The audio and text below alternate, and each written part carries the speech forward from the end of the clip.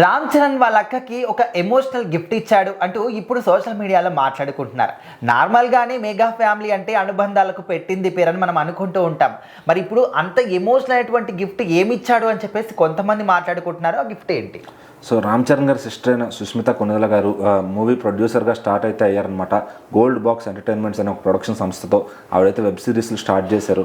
So చేస్తూ ఉన్నారనమాట. మరి ఎక్కడ బ్రేక్ వస్తుంది అనుకున్నప్పుడు వాళ్ళ ఫాదర్తో చేసిన మనశంకర్ వరప్రసాద్ గారు సినిమాతోనే ఓవర్ నైట్ స్టార్ ప్రొడ్యూసర్ అయిపోయారనమాట. సో ఇక్కడ నుంచి మరి గోల్డ్ బాక్స్ ఎంటర్టైన్మెంట్లో సినిమా వస్తుందంటే ఒక బ్రాండ్ అన్నట్టుగా ఈ సినిమా క్రియేట్ చేసుకున్నారు. సో మరి దాదాపు 350 కోట్ల బాక్స్ ఆఫీస్ని అయితే కొల్లగొట్టారనమాట.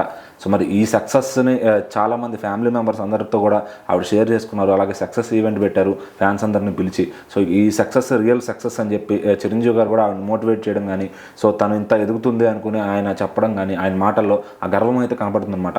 సో మరి ఈ రామ్ చరణ్ గారు అయితే సినిమా చూసిన తర్వాత సినిమా చాలా బాగుంది, డాడీని చాలా బాగా ప్రజెంట్ చేసావు, సో నీకు దిష్టి తగులుతుంది అని చెప్పి ఆయన అయితే ఒక ఈవీ లైన్ని గిఫ్ట్గా ఇచ్చారని చెప్పింది ఆవిడ. సో ఒక రీసెంట్ ఇంటర్వ్యూలో ఆవిడ ఆ విషయాన్ని షేర్ చేసుకున్నారనమాట. సో ప్రతి బర్త్డేలకి, రాఖీ పండగలకి అట్లా చరణ్ నాకు ఎప్పుడు గిఫ్ట్స్ ఇస్తూ ఉంటారు చిన్నప్పటి నుంచి కూడా అని చెప్పి. చిన్నప్పుడు అంటే ఆయన మనీతో, డాడీ ఇచ్చిన మనీతో మేము అందరం గిఫ్ట్స్ ఇచ్చుకునే వాళ్ళం. తర్వాత మా సంపాదన మాకు వచ్చిన తర్వాత చరణ్ ఎప్పుడు కూడా పంపిస్తూ ఉంటారని చెప్పి ఆవిడైతే చెప్పారనమాట.